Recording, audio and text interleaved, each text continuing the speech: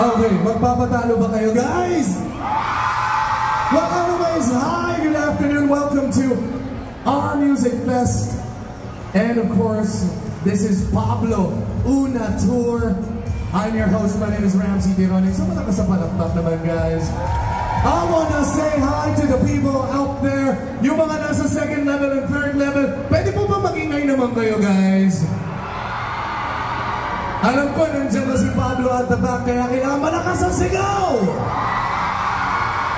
So, ladies and gentlemen, welcome to our Music Fest. Just like you guys, I've experienced hosting Pablo and the boys nung nagsisimula pa lang sila, and I've gone full circle. When I was, sinabihan ako, mag-host ka kay Pablo, I am so excited na makita ulit. Siyempre, kahit 1/5 lang of the boys, which is Pablo right here. Have you downloaded the tracks already? Not forget, alam naman yung mga na-in-love lang, ang kinikilig lang mapansinin ko. Where are the broken-hearted in the house? Really? There's no time for you. Uy, salamat sa mga nagturo sa aking mga stand dito kasi ang alam ko lang yung 18. Pero buti na lang tinuro sa akin yung hotdog in the freezer. Where are you guys? Kaya pala sabi ko, storyteller of his own design, first and always, he's a voice ignited by the passion of a blue flame, channels an introspective and raw energy to his bold, distinctive lyricism and genre-defying sound, a singer, songwriter, rapper, and record producer, and pinuno leader of an internationally acclaimed hip-hop group, SB19.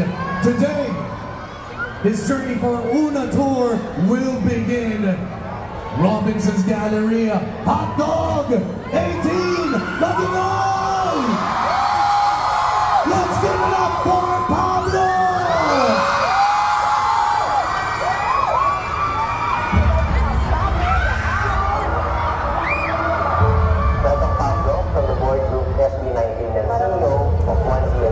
Pablo releases his first solo album.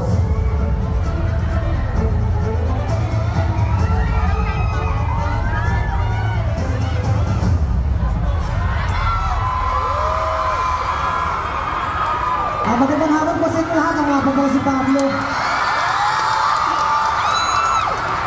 Kamusta po kayong araw nyo?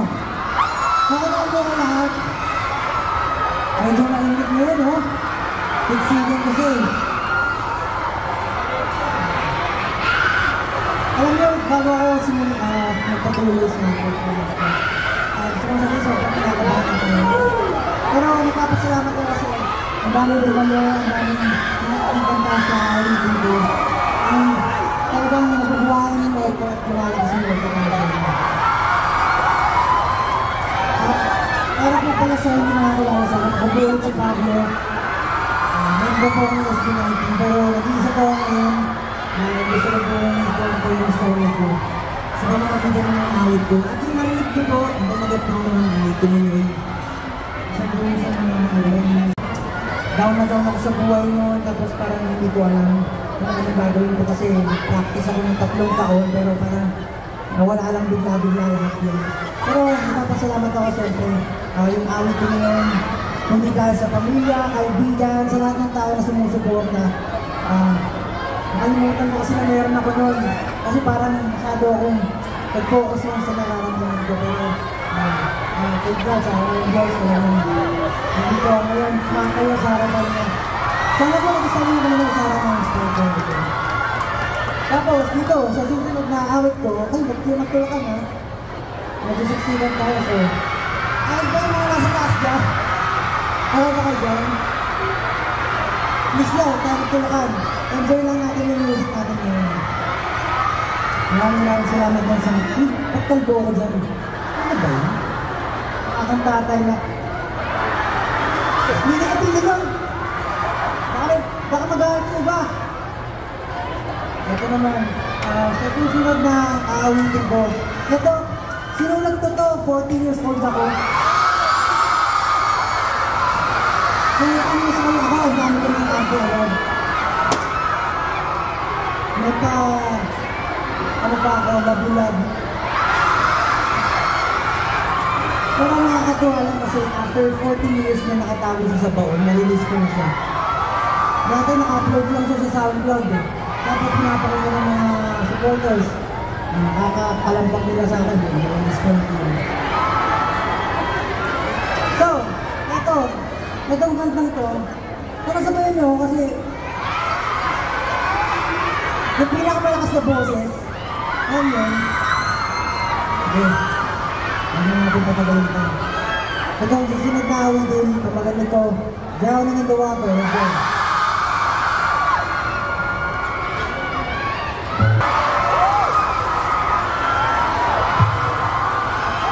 Nakakaalala ko pa yun, ha? Yung high school ako, grabe. Grabe kong nasulat na kanta. Pag heartbroken na talaga, ano tayo nasulat na kanta. Tapos, lahat ng bagay, kahit sino yung bagay, okay, naliligo ko, nakakaalala mo yung nag-iris mo. Hindi ka makatulog. Tapos, inuumaga ka, kaka-text. Kahit may exam bukas, no? Ano talaga, iba talaga pag ilang eh. Sino, parang ano na ba yung Drowning in the Water?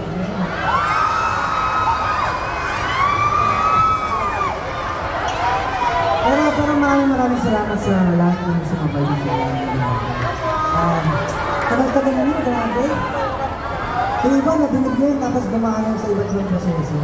Pero gusto ko lang i-guard kasi, yun eh, kapag narinig mo yung mga old work mo, nag-cringe ka. Nag-cringe ako, nag-cringe ako, bakit ka sinabi yun?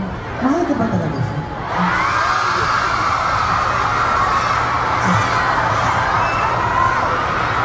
Mahal ka ba talaga siya? Siguro na, kasi nakapagsulat naman ito. Pero, ayun. Dahil sa, gusto ko magpasalamat sa kanya kasi dahil sa kanya, nabuhay ito na. Nasaan ka man ngayon? Diyan ka na lang.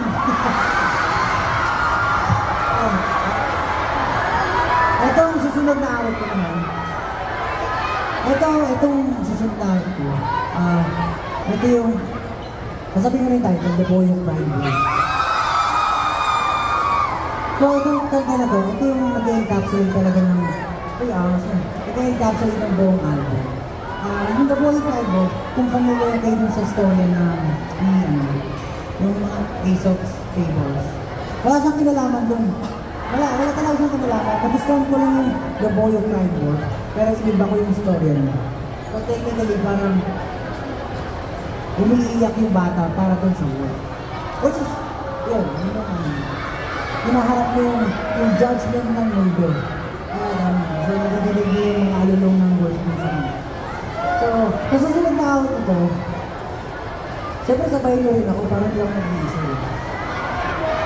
Hindi tayo, dalawa na tayo. Hindi ka nag-iisa, dalawa na tayo. Parang dami naman eh. So, hindi ako mahirap na hindi tayo. Okay, so, sana magustuhan niyo yung awit, sana ma-feel mo yung message. Ayun, kung hindi na nag-iisa kayo, dalawa na tayo dito. Sabay na ako. This is called The Boy Who Cried Wolf.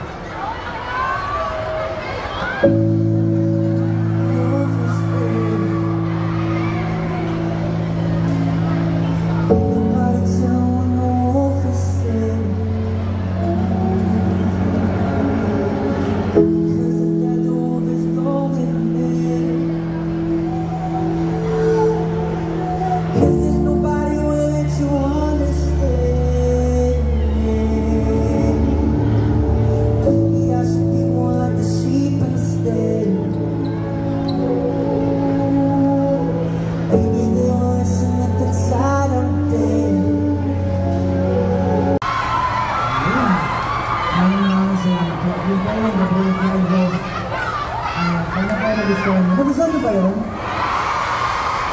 Actually, hindi ko kasi madinig yung boses niyo kasi nakainis ako. So, kumakanta pa kayo kanina? Okay. Very good. Gusto ko lang pong pasalamat ulit sa resource ng aming kasi talagang nakapag-perform ulit si Pablo. Nakwento ko ulit yung mga story ako na talagang tinatago ko sa bawal. Pero yun, maraming salamat sa Ramos sa pag-ibig sa akin ito. For the next song naman, ito, sino nakakita ng setlist ng Laon? Ha?